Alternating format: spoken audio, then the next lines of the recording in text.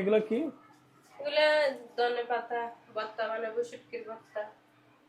আসলে এগুলো বিলাতি ধনেপাতা বলে না? হ্যাঁ, এটা দিয়ে আজকে রাতে তাহলে আম্মু ইয়া করবে না? শুটকির ভর্তা এগুলো একটা বানাবো। মরিচ না? হ্যাঁ। দেখতে পাচ্ছেন শুকনো মরিচ, জাল, অনেক জাল কিন্তু এগুলো, অনেক জাল। আপনাদের অনেকগুলো আবার বিদেশে অনেক মরিচ থাকে যেগুলো আপনার জাল থাকে না, কিন্তু আবার অনেক জাল, শুকনা এবং অনেক সুন্দর, দেখছেন মরিচগুলো। আর এগুলো হচ্ছে আপনার বিলাতি ধনে পাতা বলে। তো এগুলো তো প্রায় ম্যাক্সিমাম বাড়িতে কিন্তু হয়ে থাকে না।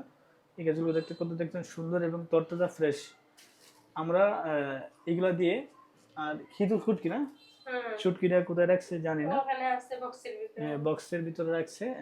আমরা এই শুটকি দিয়ে, এই বিলাতি ধনেপাতা দিয়ে, শুকনা মরিচ দিয়ে এবং সাথে কিছু রসুন দিব, পেঁয়াজ দিয়ে আমরা একটা ভর্তা বানাবো।